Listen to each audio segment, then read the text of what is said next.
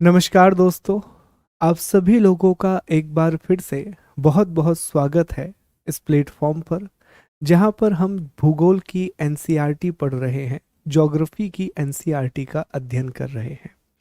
मैं उम्मीद करता हूं कि आप सब लोग बहुत अच्छे होंगे और आप सभी लोगों की जो पढ़ाई है वो भी बहुत अच्छे तरीके से आगे बढ़ रही होगी। लेकिन इसके अलावा अब एक और उम्मीद है जो मुझे आप लोगों से है। वो उम्मीद ये है कि आप लगातार सेशंस को देख रहे होंगे। जो भी बातें हम आपको समझाने का प्रयास कर रहे हैं उन सभी बातों को आप समझ रहे होंगे। और आज का क्लास जब आप ख़त्म करेंगे तो आज की क्लास ख़त्म होने के बाद आखिर में हम नोट्स मेकिंग पर चर्चा करेंगे कि एनसीईआरटी के नोट्स किस तरह से बनाए जाना चाहिए। हमने आपसे वादा किया था कि जो पहला अध्याय रहेगा उसका सिनॉप्सिस हम बना करके लाएंगे। अब चूंकि इससे पहले जो हमने अध्याय पढ़ा, भूगोल एक विषय के रूप में, ज्योग्राफी एज अ डिसिप्लिन, उसमें नोट्स बनाने जैसा कुछ नहीं है। वो बस विषय की समझ से जुड़ा हुआ टॉपिक है, वो सब्जेक्ट की अंडरस्टैंडिंग से जुड़ा हुआ टॉपिक है। लेकिन आज जो टॉपिक हम ये खत्म करेंगे, पृथ्वी, the earth in the solar system, इस टॉपिक में बहुत सारी चीजें हैं जिनके नोट्स बनाने की आवश्यकता है। तो अब मैं उम्मीद आपसे ये भी करूंगा कि आज का टॉपिक खत्म होने के बाद जब आप नोट्स मेकिंग सीख लेंगे तो लेक्चर देखने के बाद, पीडीएफ देखने के बाद आप तुरंत ही उस क्लास के सिनॉप्सिस तैयार करोगे, तुरंत ही उसके जो शॉर्ट नोट हैं वो अपनी नोटबुक में बनाओगे। एक बहुत अच्छी सी नोटबुक लेकर के आइए, कोरे पेज वाली नोटबुक लेकर के आइए, वो प्लेन वाइट पेज वाली नोटबुक। कम से कम 2 या 3 कलर के पेन लेकर के आइए और बहुत खूबसूरती से नोट्स को तैयार कीजिए। अभी भी एक सवाल है कि सर नोट्स हमें कहाँ से मिलेंगे? तो नोट्स वेबसाइट पर उपलब्ध है, जो खान ग्लोबल स्टडीज़ की वेबसाइट है। वहाँ पर अगर आपने एनसीईआरटी के कोर्स में इनरोल किया है तो जैसे ही आप माय बैच पर क्लिक करेंगे, एनसीईआरटी के बैच पर क्लिक करेंगे, वहाँ एक सेगमेंट ही है नोट्स का। वहाँ से आप नोट्स डाउनलोड भी कर सकते हैं। सिर्फ वहाँ पर देखने के साथ साथ आप नोट्स को अपनी डिवाइस में डाउनलोड कर सकते हैं ताकि विजिबिलिटी और बेहतर हो सके और अच्छे ढंग से आप उसे पढ़ सकें। तो चलिए अब हम क्लास को शुरू करते हैं और आज जो जो मुद्दे हैं, काफ़ी महत्वपूर्ण मुद्दों का हमें समाधान करना है। तो एक एक टॉपिक को हम पढ़ते हुए आगे बढ़ेंगे। तो आपको याद होगा पिछली क्लास में हमने एक टॉपिक पढ़ना शुरू किया था, सौरमंडल में पृथ्वी, the earth in the solar system. छठवीं क्लास की भूगोल की एनसीईआरटी का ये पहला अध्याय है। पिछली क्लास में हमने सामान्य परिचय की चर्चा कर ली थी, आकाश गंगाओं के बारे में पढ़ लिया था, तारों के बारे में पढ़ लिया था और तारामंडल के बारे में पढ़ लिया था। सबसे पहले क्लास को आगे बढ़ाने से पहले 5 मिनट हम दिया करेंगे जो हमने पिछली क्लास में पढ़ा है। तो पिछली क्लास में हमने क्या डिस्कस किया था, एक बार क्विकली रिवाइज करते हैं। तो सबसे पहला पॉइंट हमने ये पढ़ा कि सर आखिरकार ब्रह्मांड का अर्थ क्या होता है, यूनिवर्स का मीनिंग क्या होता है। तो हमने जाना सूक्ष्मतम अणुओं से लेकर के विशाल काय आकाश गंगाओं तक, सब एटॉमिक पार्टिकल से लेकर के जो जाइंट गैलेक्सी हैं, उन सभी के सम्मिलित रूप को हम ब्रह्मांड कहते हैं, यूनिवर्स कहते हैं। हमने ये भी समझा था कि ब्रह्मांड जो है इसका लगातार विस्तार हो रहा है, इट इज कंटिन्यूअसली एक्सपेंडिंग। और ये बात जानना इसलिए जरूरी है कि हम ब्रह्मांड की सीमाओं को नहीं बांध सकते। यह बात हमें एडविन हबल साहब ने बताई थी। फिर हमने यह भी देखा था कि ब्रह्मांड में जितने भी पिंड हैं, जितनी भी बॉडीज हैं, उन्हें सेलेस्टियल बॉडी कहा जाता है, उन्हें खगोलीय पिंड कहा जाता है। अगर एनसीईआरटी की परिभाषा की बात करें तो एनसीईआरटी की परिभाषा कुछ इस प्रकार से है कि आसमान में जब आप चमकती हुई चीजों को देखते हैं तो उन्हें सेलेस्टियल बॉडी या खगोलीय पिंड कहा जाता है। आखिरी पॉइंट जो यूनिवर्स के बारे में कल हमने पढ़ा था कि ब्रह्मांड के अध्ययन को हम कॉस्मोलॉजी कहते हैं, स्टडी ऑफ यूनिवर्स को हम कॉस्मोलॉजी के नाम से जानते हैं। फिर ब्रह्मांड पढ़ने के बाद जो दूसरा टॉपिक हमने पढ़ा, क्योंकि यही हमने देखा था कि सबसे नीचे अगर अर्थ है तो अर्थ के ऊपर सोलर सिस्टम आता है, सोलर सिस्टम के ऊपर स्टार आता है, बहुत सारे स्टार मिल करके गैलेक्सी बनाते हैं, बहुत सारी गैलेक्सी मिलकर के लोकल ग्रुप बनाते हैं, लोकल ग्रुप मिलकर के लोकल सुपर क्लस्टर बनाते हैं, और जब बहुत सारे लोकल सुपर क्लस्टर बनते हैं तो इससे ब्रह्मांड का निर्माण होता है, इससे यूनिवर्स का निर्माण होता है। तो ब्रह्मांड के बाद जो दूसरा टॉपिक हमने पढ़ा वो टॉपिक था आकाश गंगा, वो टॉपिक था गैलेक्सी। गैलेक्सी के बारे में पहला पॉइंट हमने यही पढ़ा कि गैलेक्सी जो है वो बहुत सारे तारों, गैस के बादल और धूल कणों का एक सम्मिलित रूप है। Galaxy is the system which include star, gaseous cloud and the dust particle. हमने यह भी डिस्कस किया था कि हमारी जो गैलेक्सी है, हमारी आकाशगंगा, इसका नाम है मिल्की वे गैलेक्सी, जिसे हिंदी में दुग्ध मेखला आकाशगंगा कहा जाता है। और हमारी गैलेक्सी के सबसे पास में जो आकाशगंगा है, जो सबसे नजदीक आकाशगंगा है, उसका नाम है एंड्रोमेडा। उसका नाम क्या है दोस्तों? एंड्रोमेडा। हमने यह भी डिस्कस किया था कि जो हमारी आकाशगंगा है ये सर्पिलाकार है, ये आकाशगंगा स्पाइरल शेप की है। उम्मीद करता हूं कि सारी बातें आपको याद होंगी। ठीक है, इसके बाद हम आगे बढ़े। हमने और चर्चा की तारों के बारे में, हमने स्टार के बारे में भी डिस्कस किया। तो तारों के बारे में सबसे पहली बात जो हमने जानी कि सर जो तारे हैं वो बहुत ही बड़े गैसों के पिंड हैं, ये बहुत बड़ी गैसियस बॉडी हैं, इन्हें इंग्लिश में कहा जाता है जाइंट गैसियस बॉडी। ठीक है, अगली बात हमने जानी कि तारे ऐसे खगोलीय पिंड हैं जो अपना प्रकाश और ऊष्मा खुद बनाते हैं, जो एनर्जी और लाइट को एमिट करते हैं।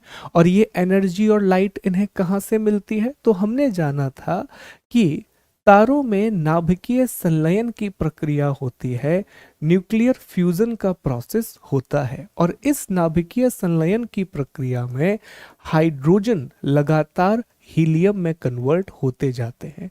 सामान्यतः हमने देखा कि 4 हाइड्रोजन मिलकर के एक हीलियम का निर्माण करते हैं, और इसी प्रक्रिया के दौरान बहुत सारी ऊर्जा उत्पन्न होती है, इसी प्रोसेस में बहुत सारी एनर्जी जनरेट होती है, और ये एनर्जी और लाइट आगे जाकर के जो दूसरे पिंड हैं उनको ऊर्जा और प्रकाश उपलब्ध कराती है, अदर सेलेस्टियल बॉडी को लाइट एंड एनर्जी प्रोवाइड कराती है, जैसे कि पृथ्वी। हमने यह भी देखा था तारों के बारे में, स्टार्स के बारे में, कि तारों का जो निर्माण है वो सामान्यतः नेबुला के द्वारा होता है।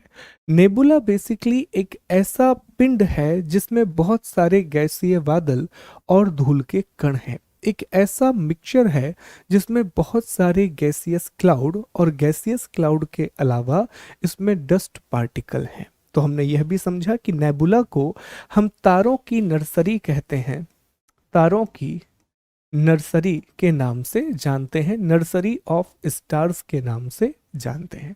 तो स्टार के बारे में, तारों के बारे में हमने इन बेसिक बातों की चर्चा कर ली थी।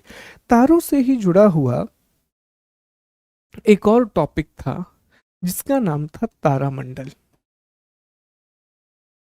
तारामंडल, इंग्लिश में इसे कॉन्स्टेलेशन कहा जाता है। और तारामंडल के बारे में हमने पढ़ा कि जब तारे मिलकर के एक विशेष प्रकार की आकृति का निर्माण करते हैं, जब ग्रुप ऑफ स्टार इस तरह से अरेंज हों कि वो एक स्पेसिफिक शेप बनाए, तो ऐसे तारों के समूह को कॉन्स्टेलेशन या तारामंडल कहा जाता है।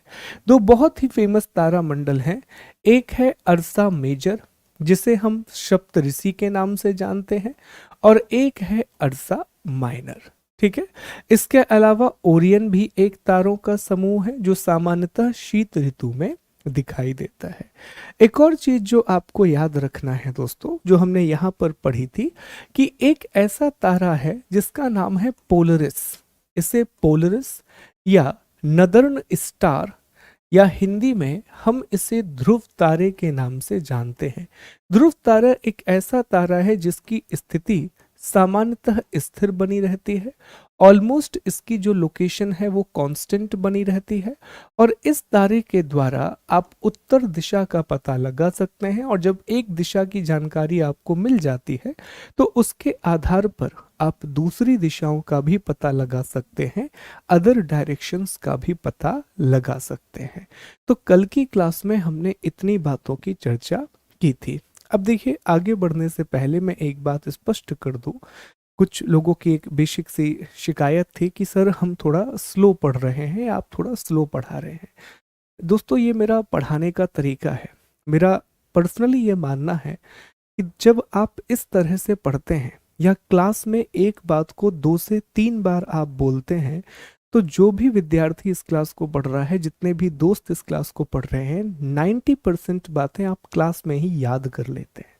और इसका फायदा आपको तब मिलता है दोस्तों, जब आप पीडीएफ पढ़ते हैं या बहुत समय के बाद पीडीएफ को उठा के पढ़ते हैं, तो आप देखोगे कि आपके रिवीजन करने की गति बेहतर रहेगी।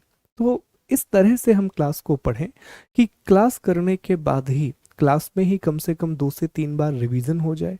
यहीं पर हमें चीज़ें इतनी स्पष्ट हो जाएं कि जब हम पीडीएफ पढ़ने के लिए बैठें तो सिर्फ उसमें शॉर्ट नोट मेकिंग का काम रहे, और जो पीडीएफ पढ़ने का समय हमें 1 घंटे में लगता, वो समय 15 मिनट का लगे। तो ये मेरा तरीका है दोस्तों कि हम 2 से 3 बार चीज़ों को बोलते हैं, 2 से 3 बार आपको चीज़ें रिकॉल कराते हैं। बिकॉज एक बात जो पहली क्लास में हमने आपको बताई थी कि सबसे बड़ी समस्या कंटेंट की नहीं है, समस्या यह है कि हमारी कंटेंट पर कमांड नहीं है। और कमांड तभी आती है जब हम चीज़ों को बार बार रिवाइज करते हैं, जब हम चीज़ों को बार बार रिकॉल करते हैं। तो पैटर्न यही रहेगा। जब भी हम नई क्लास शुरू करेंगे, 10 मिनट हम पुरानी क्लास के रिवीजन में देंगे। चलिए, अब हम आगे बढ़ते हैं और आज के जो मुद्दे हैं उनकी चर्चा, या पहले उनको समझते हैं कि आज हमें किस किस के बारे में बात करना है। तो आज पहले हम सूर्य के बारे में पढ़ेंगे, हम सन के बारे में डिस्कस करेंगे। सूर्य के बारे में पढ़ने के बाद हम सौर मंडल को डिस्कस करेंगे, हम सोलर सिस्टम की बात करेंगे। सोलर सिस्टम पढ़ने के बाद हम ग्रह और उपग्रहों की चर्चा करेंगे। फिर हम पृथ्वी और चंद्रमा को डिस्कस करेंगे। फिर हम क्षुद्र ग्रहों की बात करेंगे, और आखिरी में हम उल्का पिंड की बात करेंगे, मिटियोर या मीटोराइट्स की हम बात करेंगे, और समझेंगे कि ये 3 शब्द क्या क्या हैं। एक शब्द होता है उल्का, एक शब्द होता है उल्काश्म, और एक शब्द और होता है दोस्तों उल्का पिंड। तीनों में अंतर क्या है, तीनों में बेसिक डिफरेंस क्या है, इसकी हम चर्चा करेंगे। पर सूर्य को पढ़ने से पहले, सन के बारे में पढ़ने से पहले एक छोटी सी बात और है जो मुझे आपसे डिस्कस करना है कि दोस्तों, ब्रह्मांड के बारे में हमें ये पता चल गया कि सर ब्रह्मांड जो है वो असीमित है, ये इनफाइनाइट है, इसकी कोई सीमा नहीं है। तो ब्रह्मांड में अगर कभी भी किसी दूरी को नापना है, मतलब आपको बताना है कि सर अगर हमारी गैलेक्सी जिसका नाम है मिल्की वे, और इसके पास में जो सबसे बड़ी गैलेक्सी है वो है एंड्रोमेडा, तो अगर हमें इनके बीच की दूरी बताना है, इनके बीच का डिस्टेंस बताना है, तो हम कैसे बताएंगे? क्या हम किलोमीटर में बताएंगे? अगर किलोमीटर में हम 2 तारों के बीच की दूरी को भी बताएंगे तो शब्द नहीं मिलेंगे हमें, वो इतना मुश्किल हो जाएगा किलोमीटर में डिफाइन करना। तो इसीलिए एक इकाई बनाई गई है, बहुत फेमस इकाई है, और उसे कहा जाता है लाइट ईयर, उसे कहा जाता है प्रकाश वर्ष। दोस्तों, लाइट ईयर का बहुत सीधा सा मतलब है कि मान लीजिए ये सूरज है, यहाँ से लाइट निकली, तो सूरज की ये जो लाइट यहाँ से निकली है, जो किरण यहाँ से निकली है, ये 1 साल में जितनी दूरी तय करेगी, उसी के मान को हम लाइट ईयर या प्रकाश वर्ष मानते हैं। तो प्रकाश वर्ष का मतलब बड़ा सामान्य है कि प्रकाश के द्वारा 1 वर्ष में तय की गई दूरी को प्रकाश वर्ष कहा जाता है। Distance travelled by distance traveled by light in a 1 year is known as the light year। और इसका जो मान है दोस्तों, वो आप विशेष तौर पर ध्यान रखेंगे, 9.46 into 10 to the power 15 metre. अब एक बात आप देखें कई बार एग्जाम में आपने देखा होगा कि वो मीटर की जगह किलोमीटर पूछ लेता है या फिर किलोमीटर की जगह मीटर पूछ लेता है। तो आप हमें बस ये बताइए कि 1 किलोमीटर में कितने मीटर होते हैं। तो आप कहेंगे सर इसमें 1000 मीटर होते हैं। मतलब कितने जीरो आ गए दोस्तों, इसमें 3 जीरो आ गए। तो अगर उसने कभी किलोमीटर में पूछा तो आप इसमें 3 जीरो क्या कर दोगे, कम कर दोगे। तो किलोमीटर में इसका मान हो जाएगा 10.946 इंटू 10⁻12 किलोमीटर। और अगर मीटर में करना है तो इसमें 3 पॉइंट आप जोड़ दोगे तो वापस से यही वैल्यू मिलेगी 9.46 इंटू 10⁻15 मीटर। तो ये लाइट ईयर की वैल्यू है। ये आपको ध्यान रखना है कि जितनी भी चर्चा अब हम करेंगे उसमें हम लाइट ईयर शब्द का इस्तेमाल करेंगे। तो जैसे किसी ने आपसे कहा कि यार जो दूसरा तारा है सूर्य के पास अगर कोई है, ठीक है, अगला कोई प्लेनेट है, अल्फा सेंटोरी है, इन सब की बात किसी ने की, तो वो आपको कभी भी किलोमीटर में जवाब नहीं देगा। वो आपसे कहेगा कि साहब वो यहाँ से 4.5 या 3.25 4.25 लाइट ईयर दूर है।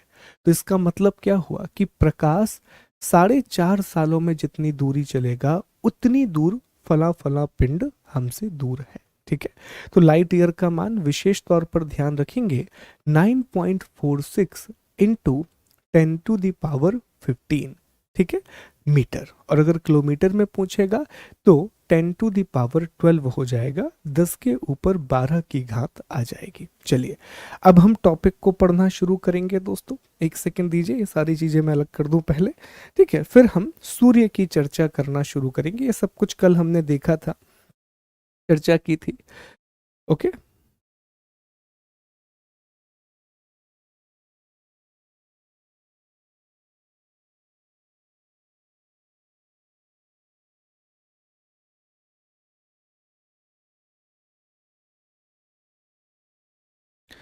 चलिए तो यहाँ तक की चर्चा तो हमने कल की क्लास में कर ही ली थी और हमने एक बार आपको पूरा रिवीजन भी करा दिया। अब हम अगले टॉपिक की बात करेंगे और हमारा अगला टॉपिक है सूर्य अर्थात सन। समझते हैं पहले कि हमें सूर्य के बारे में क्या क्या पढ़ना है और कैसे हम इसे अप्रोच करेंगे। तो देखिए दोस्तों, सूर्य के बारे में जितना भी टॉपिक है इसमें दो बड़े इंपॉर्टेंट कीवर्ड हैं। और अगर दो कीवर्ड्स को आप समझ गए तो फिर मान के चले कि आपको सारी बातें स्पष्ट हो जाएंगी। पहली बात तो ये कि सूर्य एक तारा है, जो सन है इट इज अ स्टार, यह एक तारा है।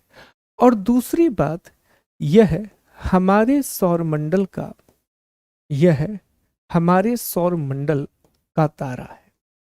दो बातें हैं लेकिन दोनों में अंतर है। पहली बात हमने आपको यह बताई कि सूर्य जो है वो एक तारा है, सन इज अ स्टार। और दूसरी बात, ये हमारे सौरमंडल का तारा है, it is the star of our solar system. हमारे सौरमंडल का मतलब जो हम हैं, हम तारे के चारों ओर घूमते हैं, तो हम सूर्य के चारों ओर, हमारी पृथ्वी सूर्य के चारों ओर चक्कर लगा रही है। और फिर हम कुछ और बातें हैं, उन्हें हम अन्य तथ्यों में क्लासिफाई कर सकते हैं, उन्हें हम अदर फैक्ट्स में क्लासिफाई कर सकते हैं।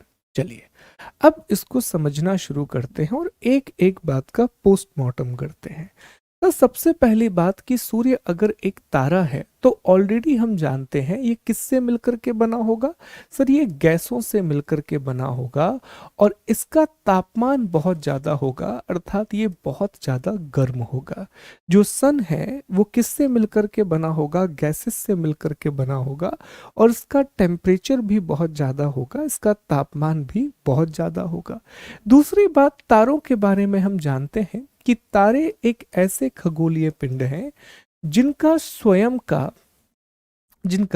स्वयं का प्रकाश और ऊष्मा होती है, जिनकी खुद की सेल्फ एनर्जी एंड लाइट होती है। तो सर क्या सूरज के पास भी खुद का प्रकाश और ऊष्मा है? तो सवाल ही पैदा नहीं होता। जब वो एक तारा है तो डेफिनेट सी बात है कि उसके पास अपनी ऊर्जा भी होगी और अपना प्रकाश भी होगा। और ये कहाँ से आ रहा होगा? तो इसका जवाब होगा कि सर सूर्य के केंद्र में न्यूक्लियर फ्यूजन चल रहा है। सूर्य का जो केंद्र है वहां पर नाभिकीय संलयन की क्रिया चल रही है, वहां पर न्यूक्लियर फ्यूजन की प्रोसेस चल रही है और 4 हाइड्रोजन मिलकर के एक हीलियम का निर्माण कर रहे हैं। बहुत बेसिक बातें जो हमें पता चलती जा रही हैं एक एक करके, क्योंकि तारे के बारे में ये सारी बातें हम जानते हैं, तारे के बारे में ये सारी बातें हमें पता है। सर सूरज बना कैसे होगा? तो चूंकि यह एक तारा है तो यह भी नेबुला से बना होगा, यह भी बादलों और धूल के कणों का एक समूह होगा। फिर वो गुरुत्वाकर्षण की वजह से पास में आए होंगे, ग्रेविटेशनल फोर्स की वजह से पास में आए होंगे और उसकी वजह से सूरज का निर्माण हुआ, हमारे सन का फॉर्मेशन हुआ होगा। ठीक है, तो मैं उम्मीद करता हूं कि यहां तक जितनी भी बातें हमने पढ़ी वो आप रिकॉल कर सकते हैं, क्योंकि जो बातें हमने तारे के बारे में पढ़ी थी ठीक वही बातें हम सूरज पर भी अप्लाई कर सकते हैं, हम सन पर भी लागू कर सकते हैं। अब ये दूसरा मसला है कि सर ये हमारे सौरमंडल का तारा है, it is the star of our solar system. इस वर्ड का मतलब क्या है? तो देखिए, सौर मंडल जो है, सोलर सिस्टम जो है, वो किसे कहा जाता है?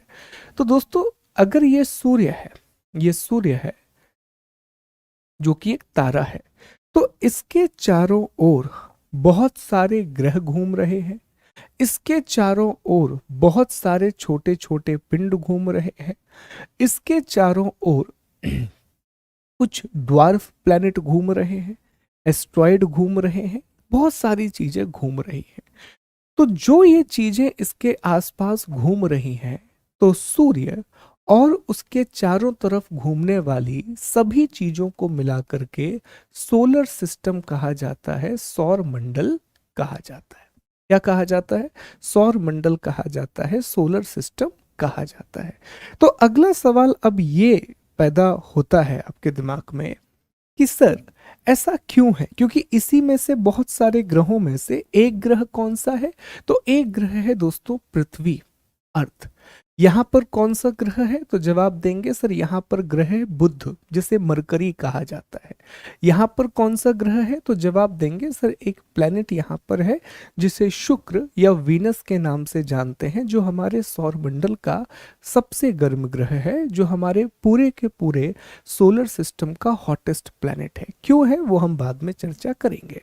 तो अब एक सवाल पैदा होता है कि ऐसा क्यों हो रहा है? सर ये सूरज के चक्कर ही क्यों लगा रहे हैं और ये गिरते क्यों नहीं है? एक बचपन में ना हमेशा मुझे एक सवाल फैसिनेट करता था, जब हमारे शिक्षक ने बताया कि यार सूर्य के चारों ओर हम घूम रहे हैं, एक ही बात दिमाग में खाई जाती थी, अगर गिर गए तो क्या होगा, और गिरेंगे तो कहाँ गिरेंगे, है ना? ये बड़ा इंटरेस्टिंग सा सवाल है। तो इस सवाल का जवाब है कि जो सूर्य है वो बहुत बड़ा है। कितना मैसिव है, मैं इसकी जानकारी आपको देता हूं। अगर मान लीजिए कि ये हमारा पूरा सोलर सिस्टम है, तो सोलर सिस्टम का 99.8% जो द्रव्यमान है, जो मास है, वो किसके पास है? वो सूरज के पास है, वो सन के पास है। अब जो बाकी का 0.2% बचा हुआ है, इसमें अन्य सारे ग्रह आते हैं, प्लैनेट आते हैं, उनके उपग्रह आते हैं, उनके नेचुरल सैटेलाइट आते हैं, धूल के कण आते हैं, डस्ट पार्टिकल आते हैं और अदर सेलेस्टियल बॉडी आती है, अन्य खगोलीय पिंड आते हैं। तो आप इस बात को माफ कीजिए, आप इस बात को समझ सकते हैं कि जो हमारा सूर्य है वो कितना बड़ा है, जो हमारा सन है वो कितना मैसिव है। मतलब जितना भी हमारा सौरमंडल है उसका 99.8% जो मास है, द्रव्यमान है, वो किसके पास है? सूर्य के पास है। तो अभी आगे की कक्षाओं में हम एक टॉपिक पढ़ेंगे, गुरुत्वाकर्षण, ग्रेविटेशनल फोर्स। फिलहाल आप इतना याद रखिए कि जिस पिंड का द्रव्यमान जितना ज्यादा होगा उसका गुरुत्वाकर्षण बल भी उतना ज्यादा होगा। जिस भी बॉडी का मास जितना ज्यादा होगा उसका ग्रेविटेशनल फोर्स भी उतना अधिक होगा। सवाल आपके दिमाग में आ रहा होगा, गुरुत्वाकर्षण बल क्या है, ग्रेविटेशनल फोर्स क्या है? तो ये एक ऐसा बल है जो चीजों को अपनी ओर खींचता है, जो पुल करता है चीजों को अपनी ओर। तो जो खिंचाव बल हम महसूस करते हैं उसी को हम गुरुत्वाकर्षण कहते हैं। एग्जाम्पल के लिए, अगर इस रिमोट को मैं नीचे गिराऊं तो ये एकदम से नीचे इस तरह से गिरेगा। तो ये रिमोट नीचे क्यों गिर रहा है? क्योंकि जो हमारी पृथ्वी है वो इसको खींचने का काम कर रही है। तो ये जो बल लग रहा है इसी को हम गुरुत्वाकर्षण बल कहते हैं, इसी को हम ग्रेविटेशनल फोर्स के नाम से जानते हैं। तो अब आप सोच के देखिए कि जो सन है उसका मास 99.8% है हमारे पूरे सोलर सिस्टम का। इसका मतलब ये हुआ कि इसका ग्रेविटेशनल फोर्स भी बहुत ज़्यादा होगा, इसका गुरुत्वाकर्षण बल भी बहुत मैसिव होगा। तो याद रखेंगे दोस्तों कि जो सूर्य हमारे सौरमंडल का तारा, उसका गुरुत्वाकर्षण बल, उसका जो पुलिंग फोर्स है, यही कारण है कि सारे ग्रह और दूसरे पिंड उसका चक्कर लगा रहे हैं। तो एक बहुत अच्छी लाइन एनसीईआरटी में पुलिंग फोर्स शब्द का इस्तेमाल किया गया है, क्योंकि 6वीं क्लास की एनसीईआरटी है तो उसमें पुलिंग फोर्स शब्द का इस्तेमाल किया गया। तो अब हमारे पास इस बात का जवाब है कि सूर्य के चारों ओर ही हम चक्कर क्यों लगा रहे हैं, क्योंकि सूर्य का अपना एक गुरुत्वाकर्षण बल है जो सभी ग्रहों को उसकी ओर खींच रहा है। लेकिन यहीं पर आपके दिमाग में एक और सवाल आएगा, तो सर हम सभी लोग सूर्य में जाके क्यों नहीं समा जाते?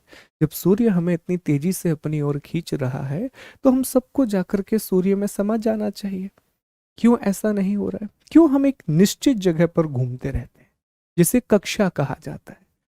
ठीक है, इसका जवाब भी सुनिए। देखिए, सूर्य के पास तो ग्रेविटी है जो बहुत मैसिव है, बहुत बड़ी ग्रेविटेशनल फोर्स है। लेकिन जितने भी ग्रह हैं उनका भी एक द्रव्यमान होगा, उनका भी एक मास होगा, तो उनका भी गुरुत्वाकर्षण बल है। तो यहां पर भी गुरुत्वाकर्षण बल, पृथ्वी चीजों को अपनी ओर खींच रही है, सूर्य चीजों को अपनी ओर खींच रहा है। तो बीच में एक ऐसी अवस्था आ जाती है जब इन दोनों का जो फोर्स है वो संतुलित हो जाता है, जो बल है वो बैलेंस हो जाता है। यही कारण है कि हम बिल्कुल सूर्य की तरफ नहीं चले जाते, बैलेंस होकर के उसके चारों ओर घूमते रहते हैं। तो अब मैं उम्मीद करता हूँ कि ये बात और स्पष्ट हुई होगी कि हम सूर्य के चारों ओर चक्कर लगा रहे हैं क्योंकि सूर्य के पास गुरुत्वाकर्षण बल है। हम उसमें इसलिए नहीं समा जाते क्योंकि हमारे ग्रह का भी एक गुरुत्वाकर्षण बल है जो इसे बैलेंस बनाए रखता है, जो इसे संतुलित बनाए रखता है। तो चलिए, एक पहली बात तो हमारे दिमाग में क्लियर हुई कि जो सूर्य है वो हमारे सौरमंडल का तारा है और इसका अर्थ क्या है, इसका मीनिंग क्या है। अब इसी बात को, ये जो पॉइंट हमने यहाँ पर डिस्कस किया है, इसी को दोस्तों हम पृथ्वी के संदर्भ में पढ़ेंगे, हम अर्थ के संदर्भ में पढ़ेंगे। पर एक बात और मैं आपको यहां बताना चाहूंगा कि सूर्य का महत्व क्या है, what is the importance of sun.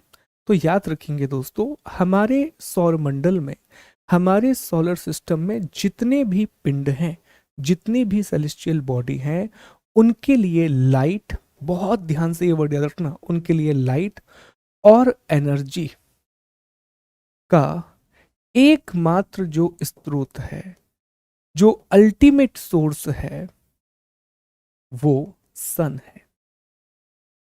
Climatology में हम आपको एक ही बात बार बार पढ़ाएंगे कि पृथ्वी पर जितनी भी चीजें हो रही हैं उसमें सूर्य का सबसे बड़ा योगदान है, उसमें सोलर रेडिएशन का बहुत बड़ा योगदान है। तो ये सिर्फ पृथ्वी के बारे में नहीं है, हमारे सौरमंडल में जितने भी ग्रह हैं, जितने भी पिंड हैं, उन सभी को लाइट कहाँ से मिलती है? सूरज से मिलती है। उन सभी को एनर्जी कहाँ से मिलती है? तो वो भी सूरज से मिलती है। तो हमारे सौरमंडल में प्रकाश और ऊर्जा का एकमात्र स्रोत है सूरज। Sun is the ultimate source of energy for our solar system. हमने सूर्य की चर्चा सौरमंडल के परिप्रेक्ष्य में तो कर ली, सोलर सिस्टम के कंटेक्स्ट में तो कर ली। अब हमें चर्चा करनी है कि सर अर्थ के पर्सपेक्टिव में सन का क्या रोल है, पृथ्वी के संदर्भ में सूरज का क्या रोल है।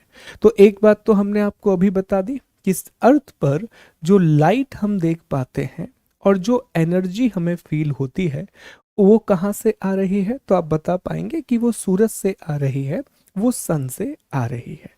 अब एक बात आप और समझें कि पृथ्वी और सूरज के बीच में अर्थ और सन के बीच में दूरी कितनी है, डिस्टेंस कितनी है, इसको मैं अगले पेज पर लिख रहा हूं।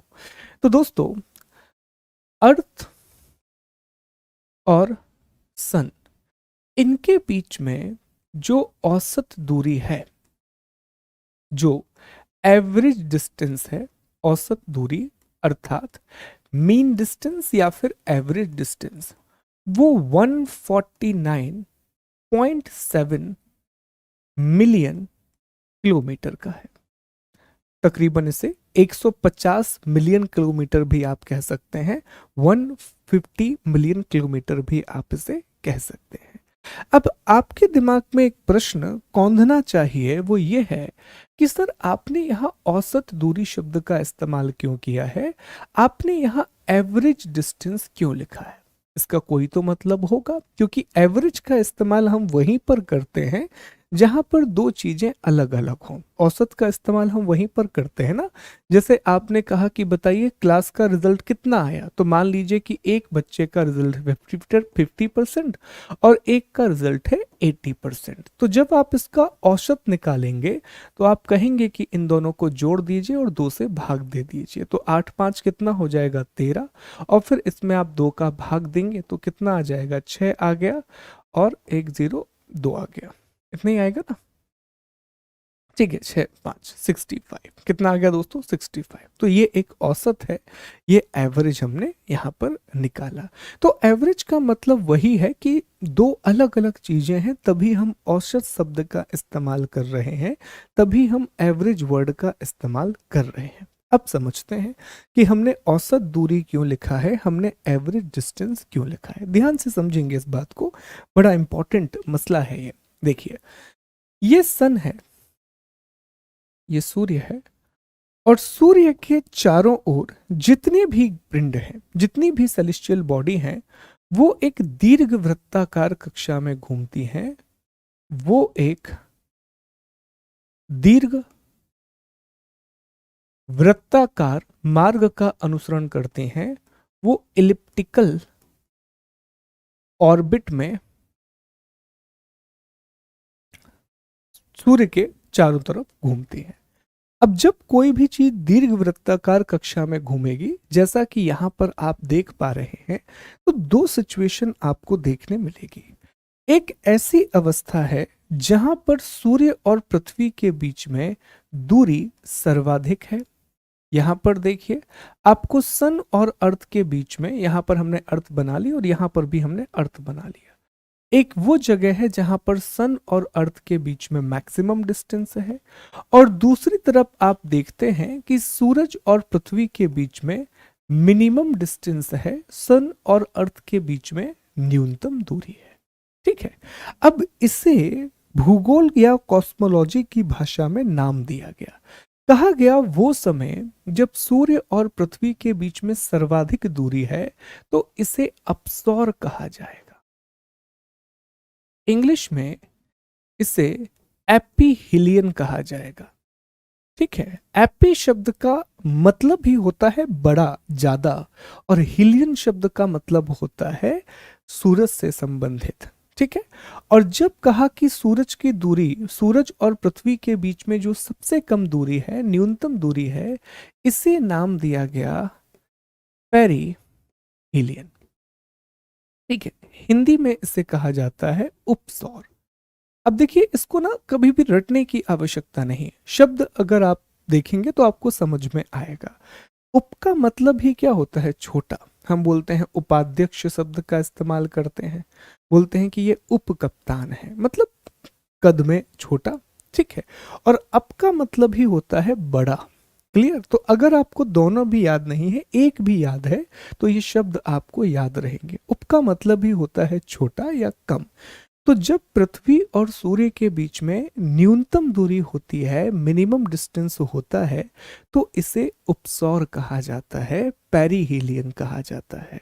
और जब सूर्य और पृथ्वी के बीच में अधिकतम दूरी होती है, मैक्सिमम डिस्टेंस होता है, तो इसे दोस्तों एपीहिलियन का नाम दिया जाता है। अब आपके दिमाग में एक और बात आ रही होगी कि ये डिस्टेंस कितना होता है। तो जब सूर्य और पृथ्वी बिल्कुल पास में होते हैं तो लगभग 147 मिलियन किलोमीटर का डिस्टेंस होता है।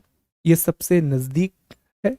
और जब सबसे ज्यादा दूर होते हैं तो लगभग 152 मिलियन किलोमीटर का डिस्टेंस आ जाता है। और इसी को मिलाकर के औसत निकाला तो औसत दूरी कितनी है दोस्तों? 149.7 मिलियन किलोमीटर, जिसे रफली 150 मिलियन किलोमीटर कहा जाता है।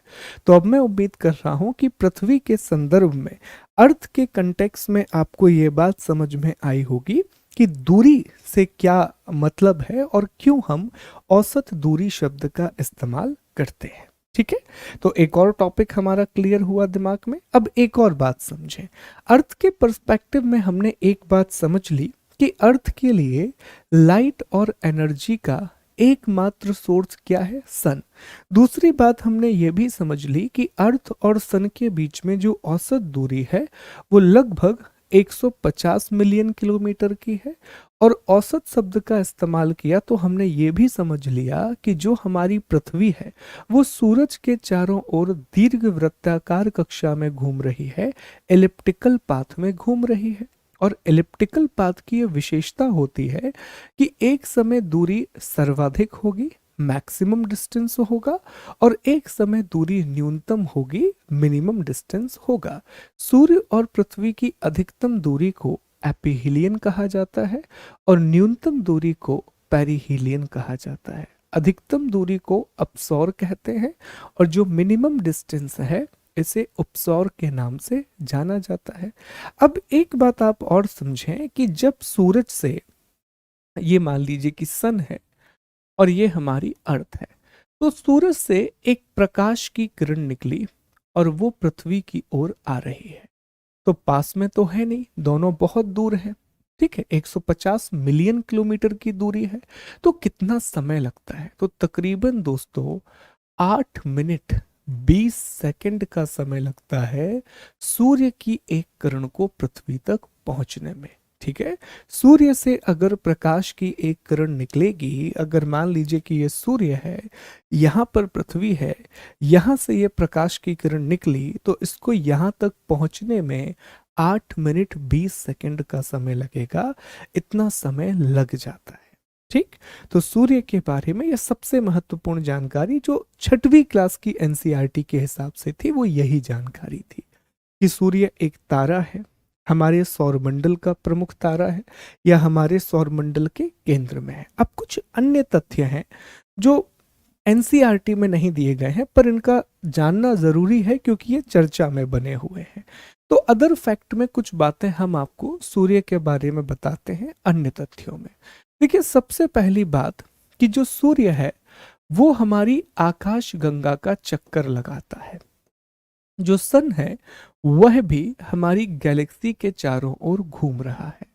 और सूर्य के घूमने की जो दिशा है वो पूर्व से पश्चिम है। जो सूर्य का घूमने का रेवोल्यूशन का जो डायरेक्शन है दोस्तों वो ईस्ट टू वेस्ट है। ठीक है, ये पूछ लिया जाता है कि सूर्य किस दिशा में घूमता है, तो सूर्य वो पश्चिम से पूर्व की ओर घूमता है, ईस्ट से वेस्ट की तरफ घूमता है। जबकि हमारी जो अर्थ है, हमारी जो पृथ्वी है, वो पश्चिम से पूर्व की ओर घूमती है वो वेस्ट से ईस्ट की तरफ घूमती है। तो ये बात आपको याद रखना है। अच्छा, एक बात ना मैं आपको ब्रह्मांड के बारे में बताना चाहूंगा। यूनिवर्स में कोई भी चीज स्थिर नहीं है। There is nothing constant in the universe.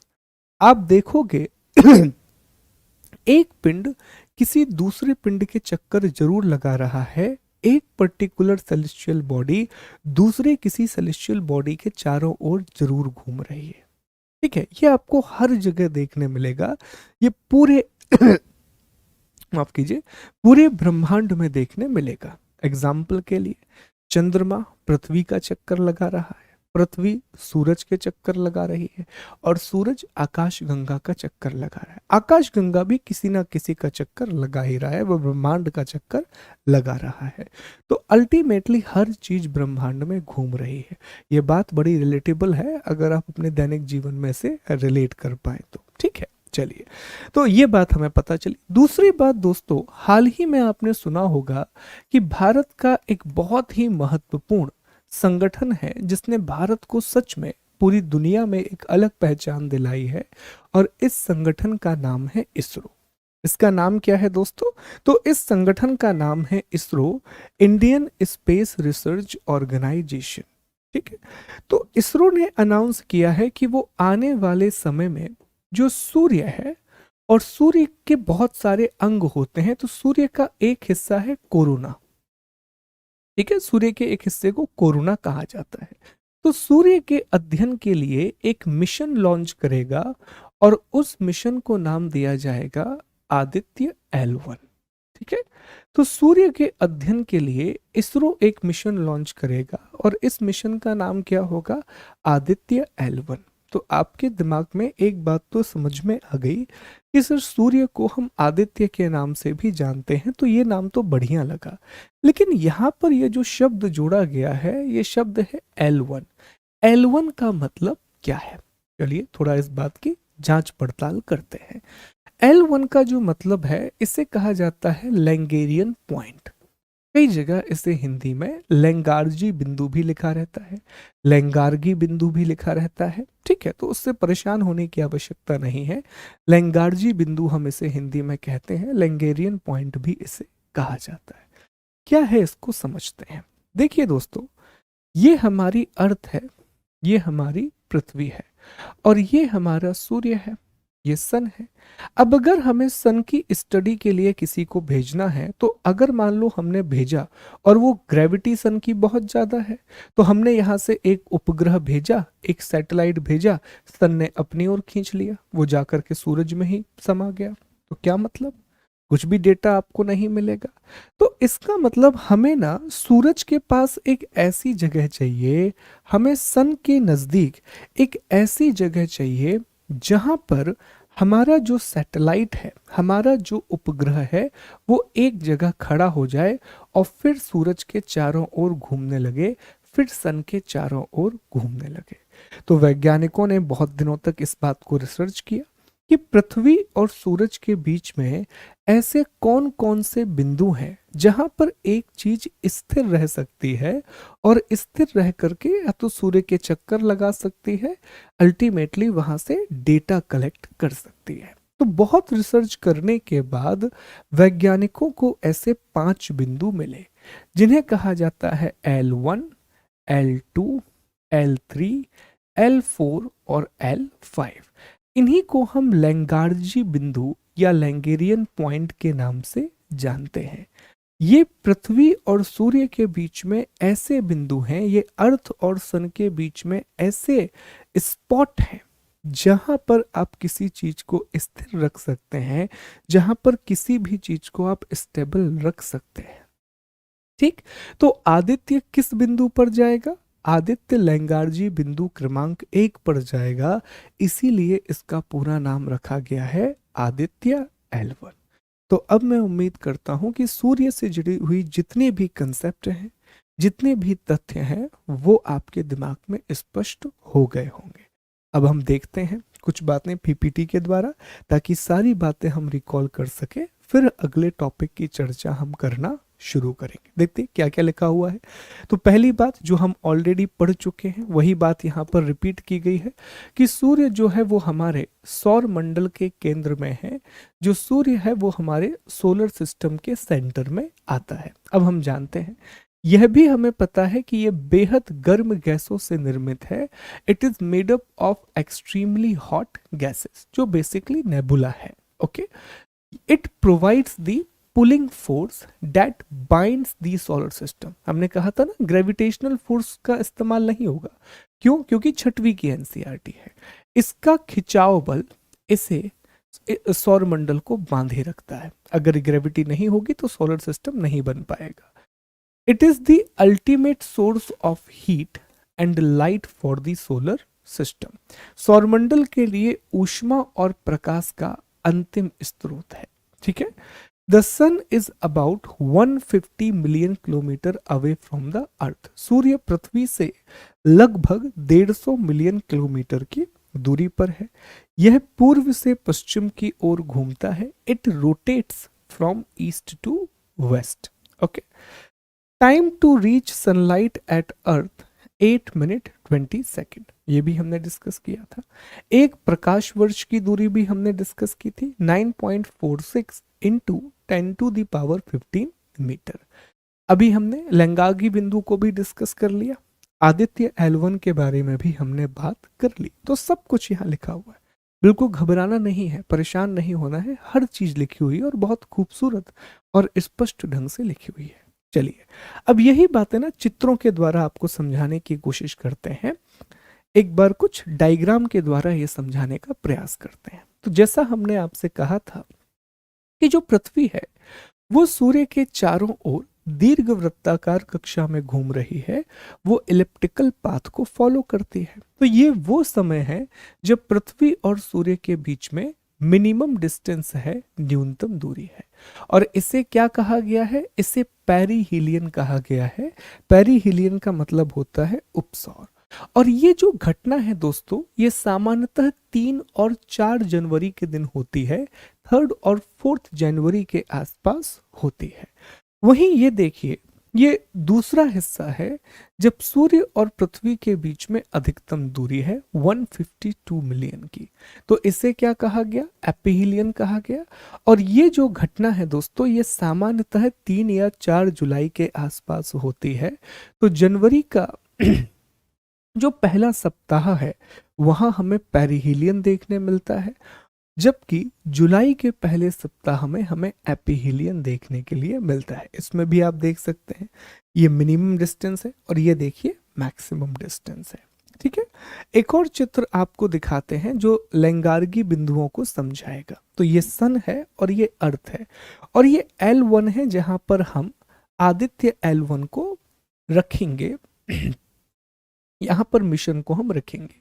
तो ये बेसिकली एक ऐसा बिंदु है जहां पर आप समझेंगे कि पृथ्वी और सूर्य दोनों का गुरुत्वाकर्षण यहाँ पर बैलेंस होगा, और इस जगह पर ये सूर्य के चक्कर भी लगाएगा और सूर्य में जाकर के नहीं गिरेगा। ऐसे कितने बिंदु हैं? 5 बिंदु हैं। L1 है, L2 है, L3 है, L4 है, L5 है। ऐसे 5 बिंदु हैं जो यहाँ पर हमें दिखाई देते हैं। Lagrange points are positions in the space where combined gravitational pull of two bodies can hold third smaller body। बहुत अच्छी परिभाषा है जो आप इस्तेमाल कर सकते हैं। ठीक? चलिए, यहाँ तक कोई समस्या? उम्मीद करता हूँ कि यहाँ तक सारी बातें बड़े स्पष्ट हो रही होंगी, और जब आप एक बार इसको पढ़ लेंगे, शॉर्ट नोट बनाएंगे, तो और भी अच्छे से हर एक बात स्पष्ट हो जाएगी। एक सेकंड दीजिए, मैं पानी पी लेता हूँ, फिर हम टॉपिक को और आगे बढ़ाते हैं।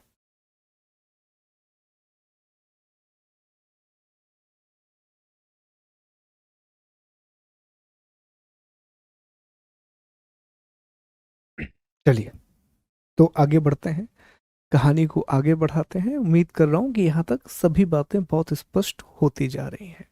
तो देखिए सर, हमने अब तक ब्रह्मांड के बारे में पढ़ा, फिर हमने आकाशगंगा के बारे में पढ़ा, फिर उसमें तारों के बारे में पढ़ा, और अब हमने सूर्य के बारे में भी पढ़ लिया है। अब हमने सन के बारे में भी डिस्कशन कर लिया है। तो अब बात आ गई है कि हमें चर्चा करनी चाहिए 2 मसलों पर। एक है सौरमंडल अर्थात सोलर सिस्टम, दूसरा है ग्रह अर्थात प्लेनेट। और प्लेनेट के साथ ही एक चीज जुड़ जाती है जिसे हम उपग्रह कहते हैं, जिसे हम नेचुरल सैटेलाइट कहते हैं। तो उसको भी अब हम डिस्कस करेंगे और बहुत अच्छे तरीके से इनके फंडामेंटल्स को हम क्लियर करेंगे।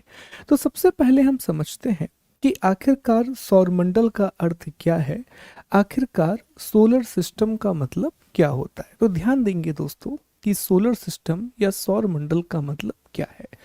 तो दोस्तों, सूर्य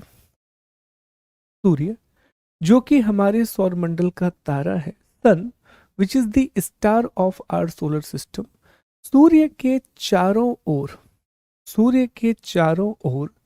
दीर्घ वृत्ताकार कक्षा में एलिप्टिकल पाथ में घूमने वाले जितने भी आकाशीय पिंड हैं, उन सभी के समूह को हम सौर मंडल या सोलर सिस्टम कहते हैं। बहुत ही आसान परिभाषा है, इसमें कोई भी मुश्किल नहीं है कि सूर्य, अगर ये सूर्य है तो इसके चारों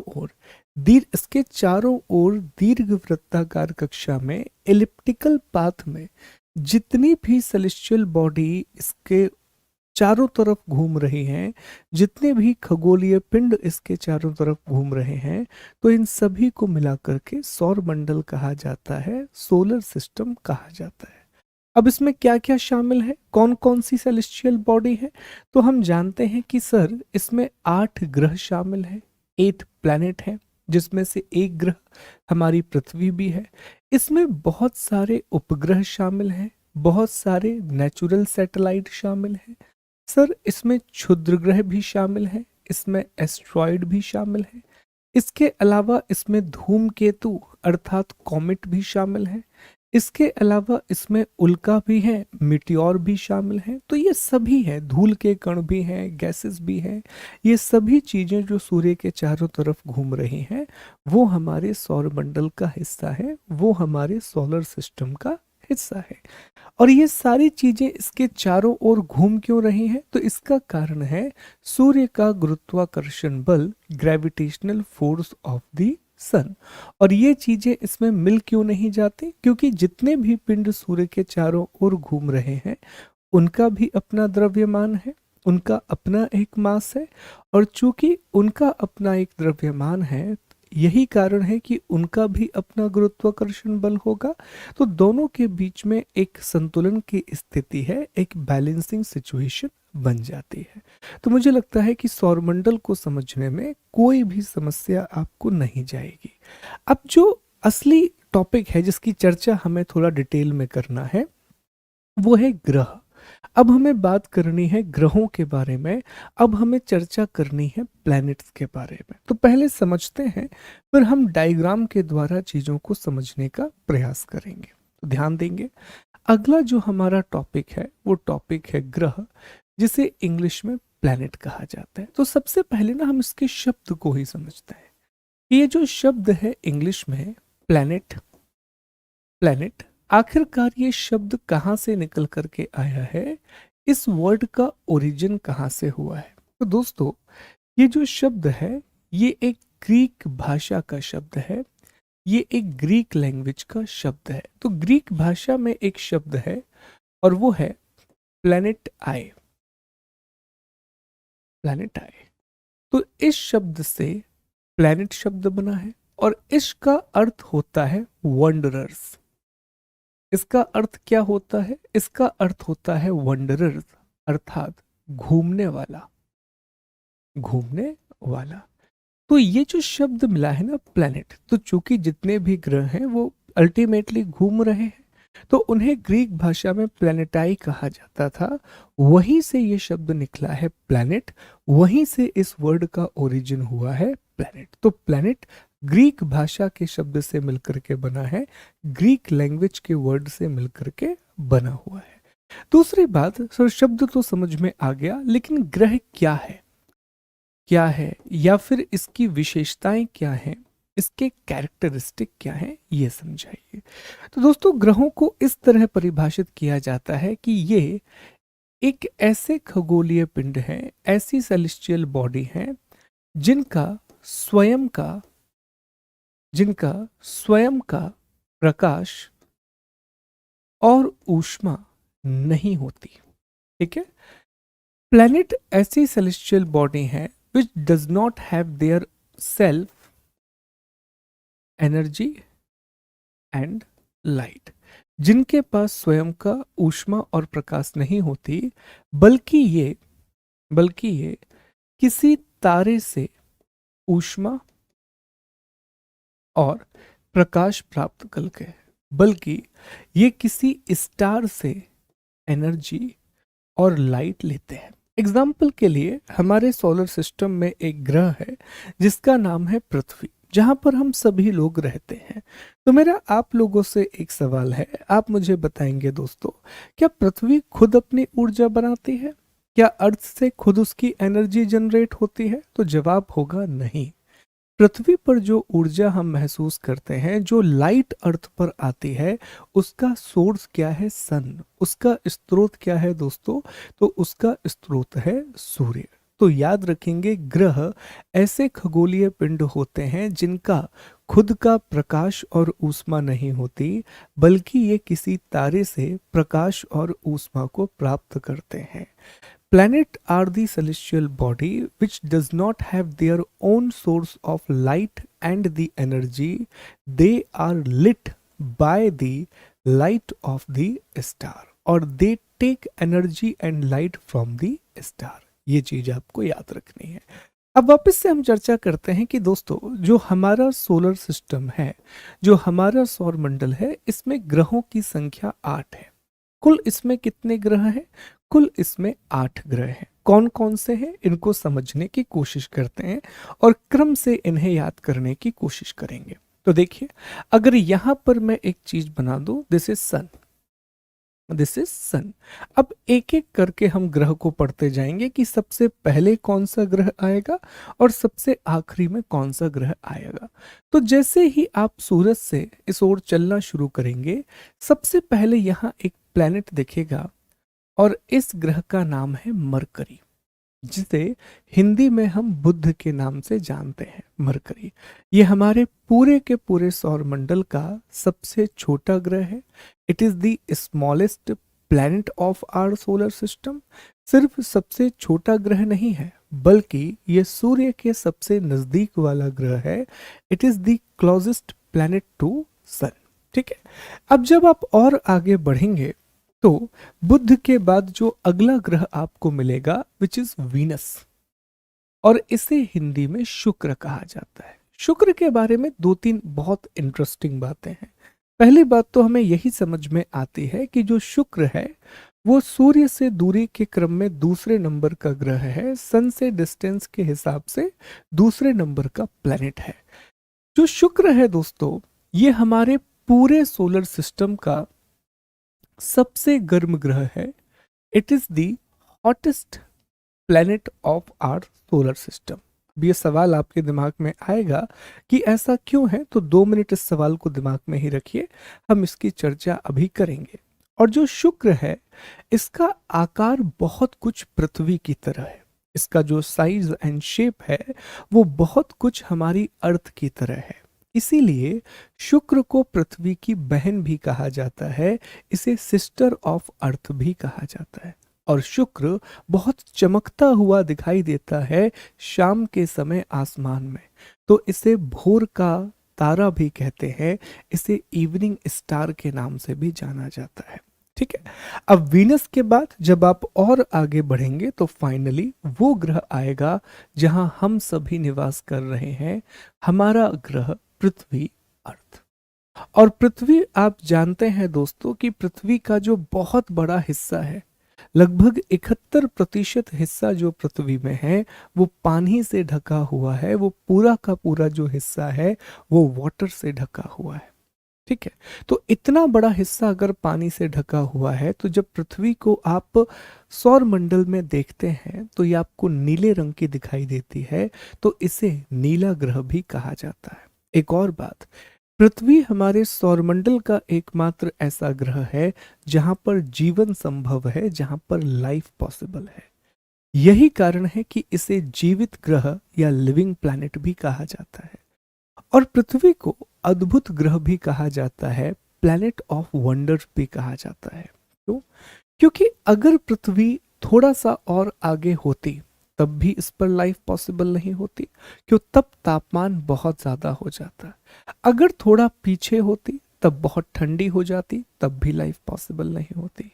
अगर हमारे एटमॉस्फेयर में कार्बन डाइऑक्साइड जैसों की मात्रा बहुत ज्यादा होती, तब भी हमारे यहाँ पर लाइफ पॉसिबल नहीं होती। और अगर कार्बन डाइऑक्साइड नहीं होती तब भी लाइफ पॉसिबल नहीं होती। तो इट्स अ ब्यूटीफुल प्लैनेट जिसमें हर चीज का संतुलन है। इसीलिए इसे एक अद्भुत ग्रह भी कहा जाता है। इसे प्लैनेट ऑफ वंडर्स कहा जाता है। और जिस क्षेत्र में पृथ्वी है उसे गोल्डीलॉक जोन कहते हैं। गोल्डीलॉक जोन कहा जाता है जिस क्षेत्र में पृथ्वी है। अब पृथ्वी के बाद जैसे ही आप आगे बढ़ेंगे तो एक ग्रह दिखाई जाएगा जहां पर जीवन की संभावनाओं का तलाश किया जा रहा है, और इस ग्रह का नाम है मार्स, अर्थात मंगल। और मंगल ग्रह के लिए ही हमने अपना मिशन भेजा था, मंगलयान, जो हाल ही में समाप्त हुआ है। रिसेंटली वो उसने अपना पूरा जो कार्यकाल है वो खत्म कर लिया है।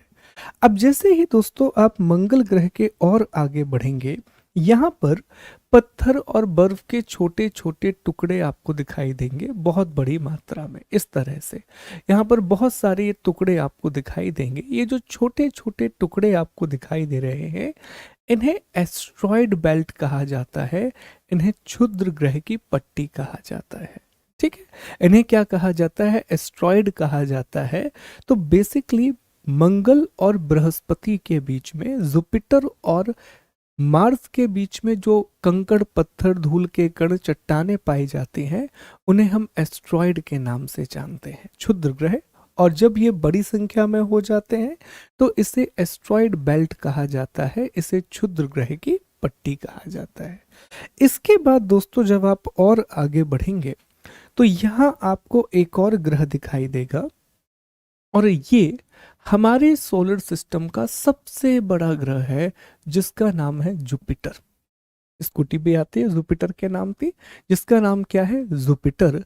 हिंदी में हम इसे बृहस्पति कहते हैं। ये हमारे सौर मंडल का सबसे बड़ा ग्रह है। It is the largest planet of our solar system. Jupiter के बाद जब थोड़ा और आगे दोस्तों आप बढ़ेंगे तो यहां आपको एक और बहुत बड़ा ग्रह दिखाई देगा, और इस ग्रह का नाम है सैटर्न, जिसे हिंदी में शनि कहा जाता है। हिंदी में क्या कहा जाता है? शनि कहा जाता है, सैटर्न कहा जाता है। थोड़ा और आगे बढ़ेंगे तो एक और ग्रह आपको दिखाई देगा, और इस ग्रह को यूरेनस कहा जाता है, यूरेनस। और यूरेनस के बाद एक और ग्रह आपको मिलेगा दोस्तों, जिसे नेपच्यून कहा जाता है, अरुण वरुण। ठीक है, यूरेनस और नेपच्यून अर्थात अरुण और वरुण। इसके बाद जब और थोड़ा सा आगे जाएंगे तो यहां पर भी आपको बहुत सारे बर्फ के कण दिखाई देंगे, बहुत सारे बर्फ के कण दिखाई देंगे। ठीक है, इसे कहा जाता है क्यूपर बेल्ट। इसे क्या कहा जाता है? इसे क्यूपर बेल्ट कहा जाता है दोस्तों। ठीक है, तो एक एस्ट्रॉयड बेल्ट भी होती है और क्यूपर बेल्ट होती है, और इसके बाद में और आगे जब आप जाएंगे ना तो ओरुट क्लाउड मिलेगा। ओरुट क्लाउड बेसिकली सीमा है हमारे सौर मंडल की। उसके बाद हमारे सूर्य का प्रभाव नहीं होता, उसके बाद हमारे सन का इफेक्ट नहीं होता। तो एस्ट्रॉयड बेल्ट है, फिर क्यूपर बेल्ट है, और आगे जाएंगे तो ओरुट क्लाउड आपको मिलेगा।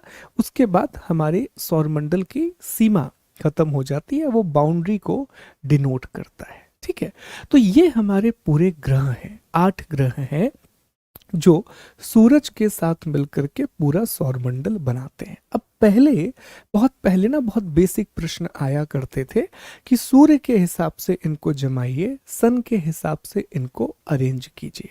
लेकिन अब ऐसे प्रश्न नहीं आते हैं, लेकिन फिर भी आपको कम से कम ये पता होना चाहिए कि सबसे पहले मार्स आता है, फिर वीनस आता है, फिर अर्थ आता है। ठीक, सॉरी, सबसे पहले माफ कीजिए, सबसे पहले मरकरी आता है, फिर वीनस आता है, फिर अर्थ आता है, फिर मार्स आता है, फिर जुपिटर, फिर सैटर्न, फिर यूरेनस और नेपच्यून। हिंदी में अगर नाम लेंगे तो सबसे पहले बुध, उसके बाद शुक्र, उसके बाद पृथ्वी, फिर मंगल, फिर बीच में क्षुद्र ग्रह की पट्टी, फिर बृहस्पति, फिर शनि, फिर अरुण वरुण, उसके बाद क्यूपर बेल्ट। क्यूपर बेल्ट के और आगे जाएंगे तो ओरुट क्लाउड देखने के लिए मिलता है। अब आपके दिमाग में एक प्रश्न आ रहा होगा कि सर बचपन में हमने ये पढ़ा था कि हमारे पूरे सौर मंडल में जो ग्रहों की संख्या है वो 9 है, और हमने ये पढ़ा था कि सबसे आखिरी में जो ग्रह आता है सर उसका नाम तो प्लूटो है। लेकिन अभी हम ये पढ़ रहे हैं कि अब तो ग्रहों की संख्या 8 है। तो सर प्लूटो का क्या हुआ? क्या हो गया प्लूटो को? क्या अब ये नहीं है? क्या किसी भी तरीके से क्या प्लूटो में विस्फोट हो गया है? ऐसा कुछ हुआ है? तो जवाब है नहीं, प्लूटो अब भी है। लेकिन अब प्लूटो को हम ग्रहों की श्रेणी में नहीं रखते। अब प्लूटो को हम एक प्लेनेट नहीं मानते, हम उसे अब एक बौना ग्रह मानते हैं, हम उसे एक ड्वार्फ प्लेनेट मानते हैं। कैसे, कहानी को समझने की कोशिश करेंगे। देखिए, पूरी दुनिया में एक संगठन है जिसे कहा जाता है IAU, इंटरनेशनल एस्ट्रोनॉमिकल यूनियन। क्या कहा जाता है संगठन को? IAU, अर्थात इंटरनेशनल एस्ट्रोनॉमिकल यूनियन। ये तय करती है सभी बातों को जो ब्रह्मांड से जुड़ी हुई होती है। तो 2006 में 2006 में इंटरनेशनल एस्ट्रोनॉमिकल यूनिट की एक बैठक बुलाई गई, एक समिट का आयोजन किया गया। एक बैठक बुलाई गई जहां प्लूटो के भविष्य का निर्णय किया जाना था, जहां प्लूटो के फ्यूचर को डिसाइड किया जाना था। और इसी सम्मेलन में पहली बार ग्रहों की परिभाषा बताई गई, पहली बार प्लेनेट को डिफाइन किया गया। कहा कि हम किसी भी खगोलीय पिंड को ग्रह तब मानेंगे जब वो निम्नलिखित 3 शर्तें पूरा करेगा।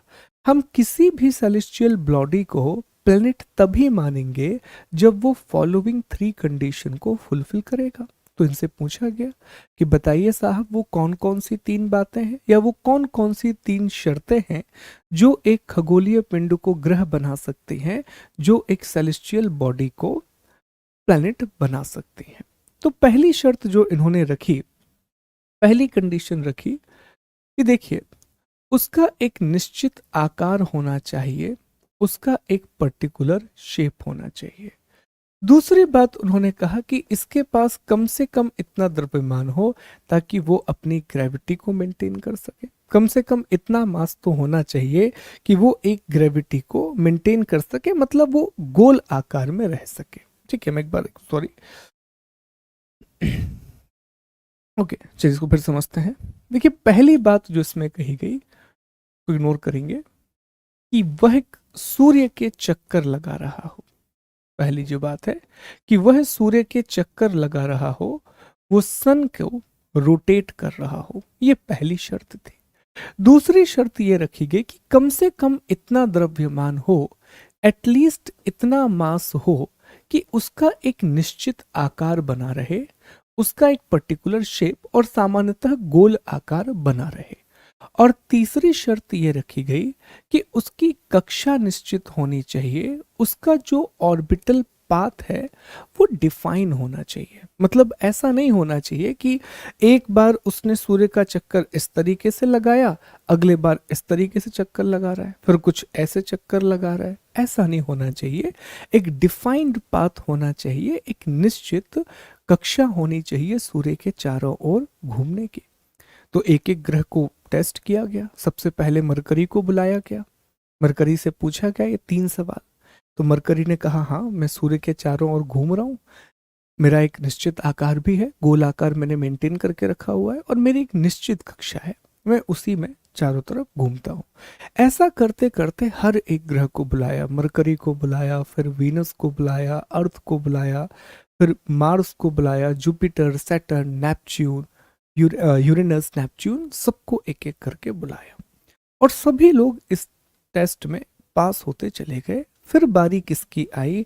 इसके बाद बारी आई दोस्तों प्लूटो की। अब बेचारा प्लूटो आया, उसका टेस्ट होना था और डिसाइड होना था प्लूटो का भविष्य।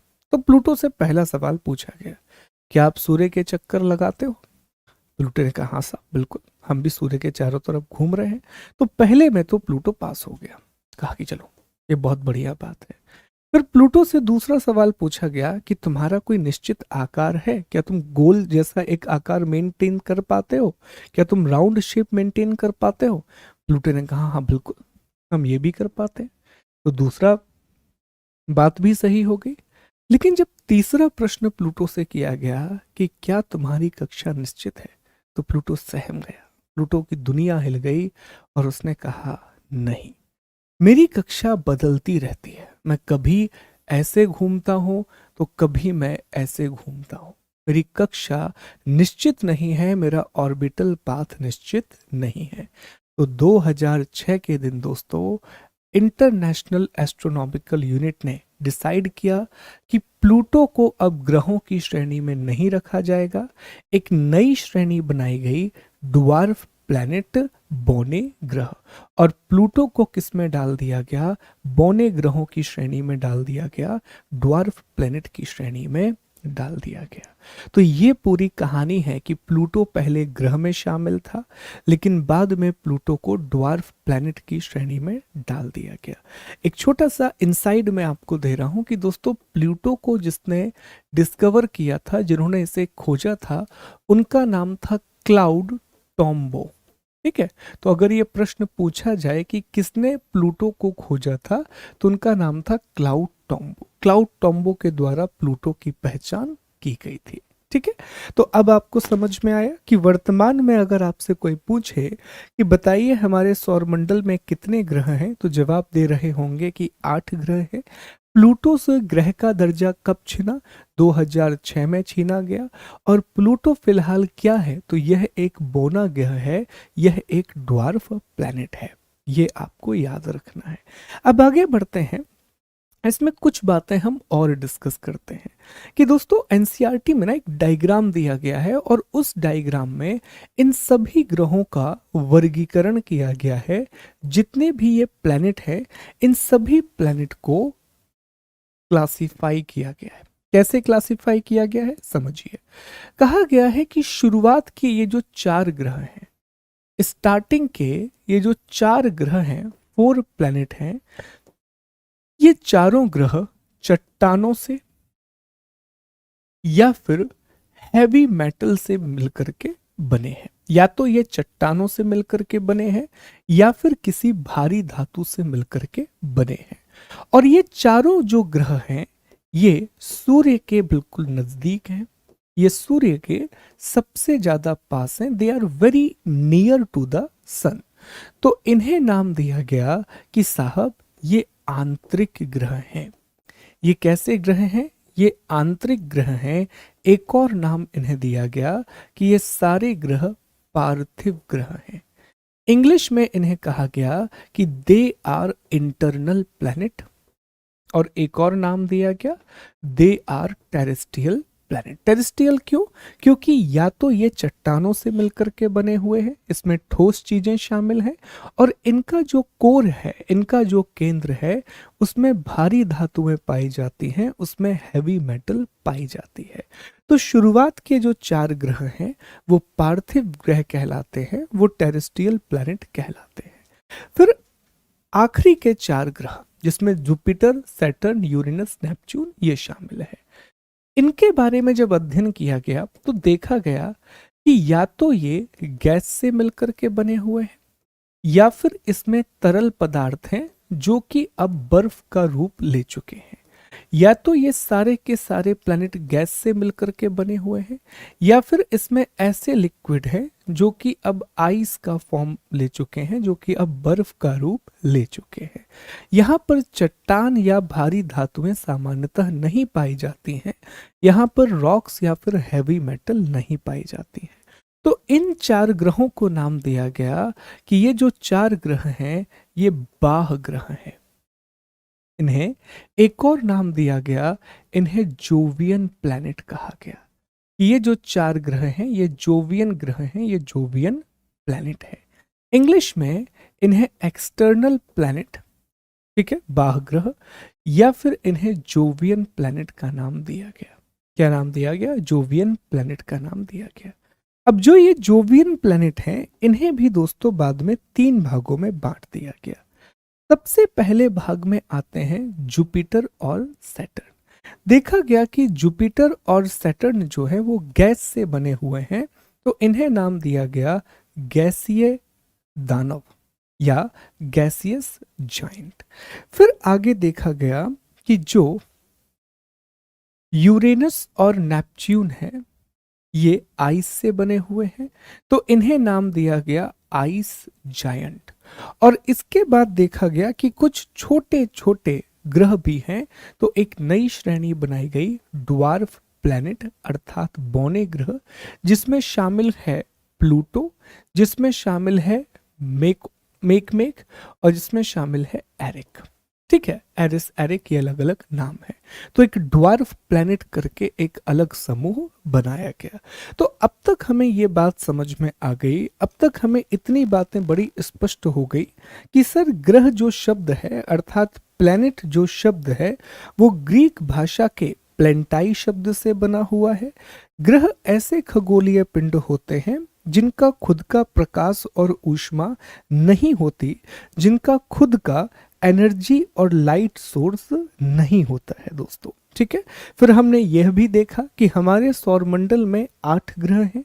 There are 8 planets in our solar system. शुरुआत मरकरी से होती है और आखिरी में कहानी कहाँ तक जाती है, नेपच्यून तक जाती है। 2006 में इंटरनेशनल एस्ट्रोनॉमिकल यूनियन ने प्लूटो के पास जो ग्रह का दर्जा था वो छीन लिया और प्लूटो अब एक ड्वार्फ प्लैनेट है। हमने यह भी डिस्कस किया कि साहब जो हमारे प्लैनेट हैं तो शुरुआत के जो 4 ग्रह हैं ये चट्टान और भारी धातुओं से बने हुए हैं, रॉक और हैवी मेटल से बने हुए हैं। तो इन्हें नाम दिया गया पार्थिव ग्रह या आंतरिक ग्रह। इन्हें टेरेस्ट्रियल प्लैनेट या इंटरनल प्लैनेट कहा गया। जबकि बाकी के जो 4 ग्रह हैं वो गैस और तरल पदार्थों से बने हुए हैं, तो उन्हें नाम दिया गया जोवियन प्लैनेट या बाहरी ग्रह। ठीक है, अब एक बात आपको और समझनी होगी, फिर हम पीपीटी से कुछ बातों को देखेंगे और आगे बढ़ेंगे। पहले 2 बातें समझिए फिर हम आगे बढ़ेंगे। देखिए, सबसे पहले आप ये समझें कि जब एक ग्रह है, जैसे ये हमारा ग्रह है अर्थ, इसके चारों ओर, इसके दोस्तों चारों ओर आप देखेंगे कि एक पिंड इसके चारों ओर घूमता रहता है, जिसे हम क्या कहते हैं सर? इसे हम चंद्रमा के नाम से जानते हैं, इसे हम मून के नाम से जानते हैं। तो इसके चारों ओर एक पिंड घूमता रहता है जिसे हम चंद्रमा या मून के नाम से जानते हैं।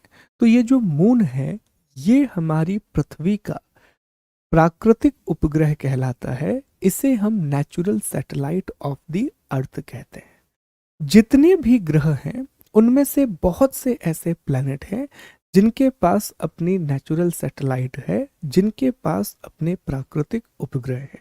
अगर मैं आपसे इस तरह बात करूं कि जितने भी टेरेस्ट्रियल प्लैनेट हैं इनके पास उपग्रहों की संख्या बिल्कुल कम है। इवन दोस्तों, जब आप मरकरी को पढ़ते हैं तो इसके पास एक भी प्राकृतिक उपग्रह नहीं है। जब आप वीनस को पढ़ते हैं तो इसके पास भी प्राकृतिक उपग्रह नहीं है। पृथ्वी के पास एक प्राकृतिक उपग्रह है, जबकि मार्स के पास 2 प्राकृतिक उपग्रह हैं। तो हम ये स्टेटमेंट ड्रॉ कर सकते हैं कि जितने भी आंतरिक ग्रह हैं, जितने भी पार्थिव ग्रह हैं, इनके पास प्राकृतिक उपग्रहों की संख्या बहुत कम है। इनके पास टेरेस्ट्रियल प्लैनेट का जो नंबर है वो बहुत ही कम संख्या में इनके पास प्राकृतिक उपग्रह हैं। सॉरी, लेकिन इसके बाद जितने भी हमारे जोवियन प्लैनेट हैं, तो जोवियन प्लैनेट के पास भरे पड़े हैं उपग्रह।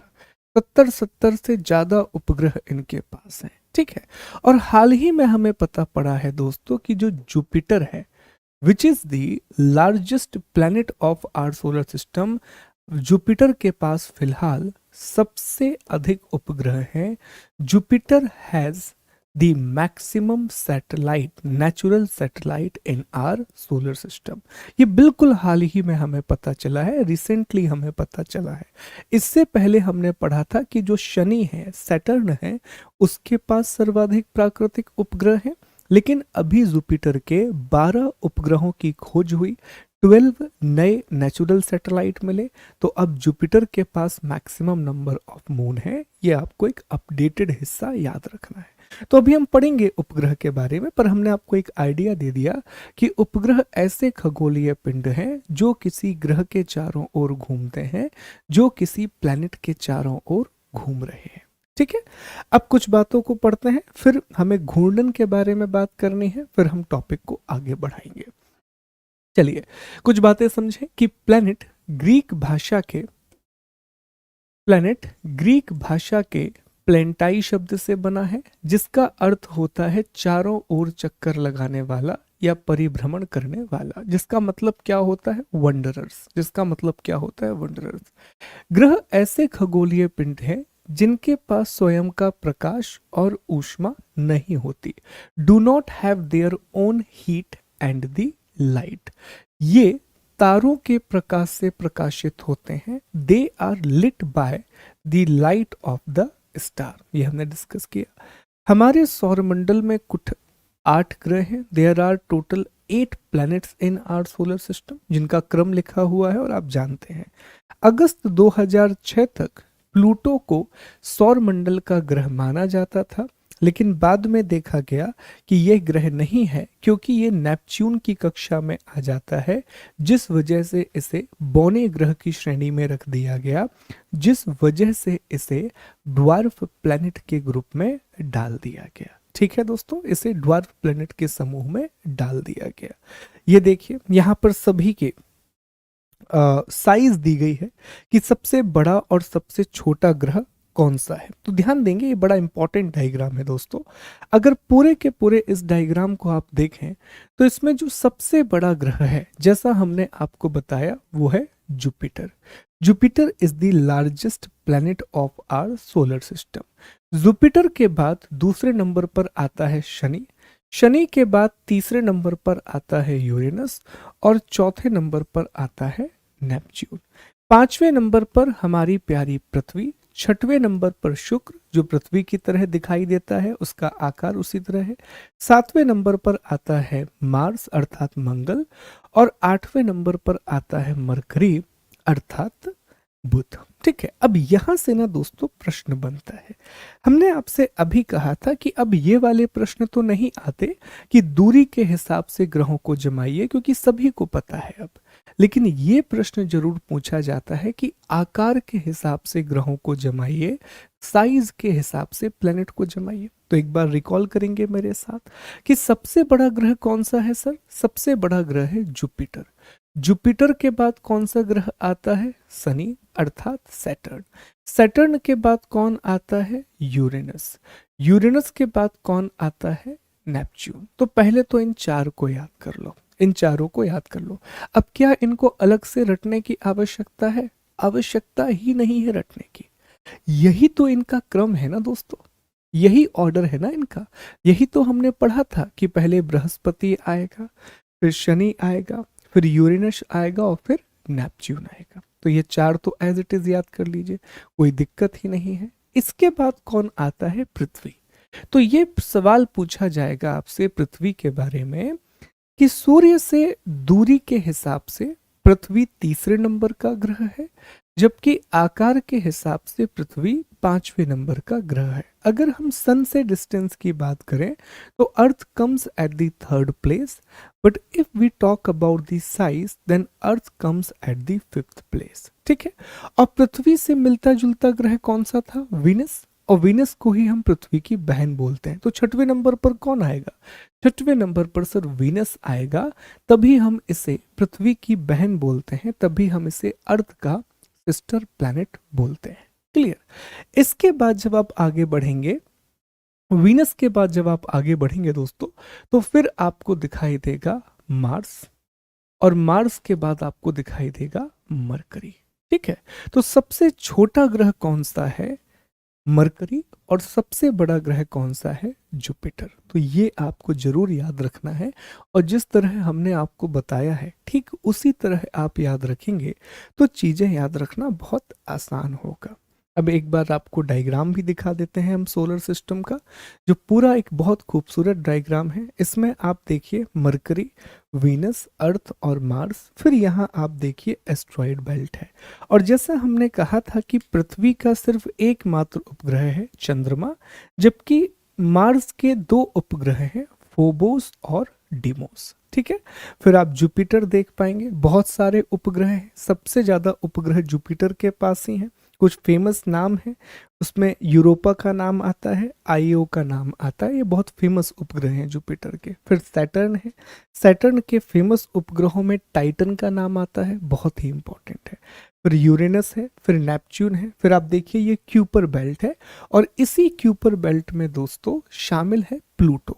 और क्यूपर बेल्ट के बाद जब आप और आगे बढ़ेंगे तो यहाँ ओर्ट क्लाउड है, और ये जो ओर्ट क्लाउड है इसे हमारे सौर मंडल की सीमा माना जाता है, इसे हमारे सोलर सिस्टम की बाउंड्री कंसीडर किया जाता है। ठीक है, डायग्राम में भी मैं उम्मीद करता हूँ कि चीज़ों को आपने देख लिया और चीज़ें स्पष्ट होंगी। फिर ये ग्रहों के प्रकार हमने डिस्कस किए थे, हमने types of the planet discuss किए थे, तो ये भी मैं उम्मीद करके चल रहा हूँ कि आपके दिमाग में स्पष्ट हो गया होगा, बहुत ही क्रिस्टल क्लियर तरीके से ये बात भी आपको समझ में आ गई होगी।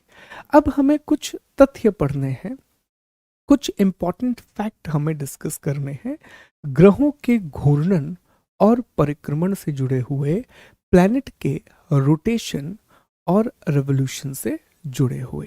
लेकिन अब मुझे लगता है कि आज के लिए इतनी चर्चा काफ़ी है।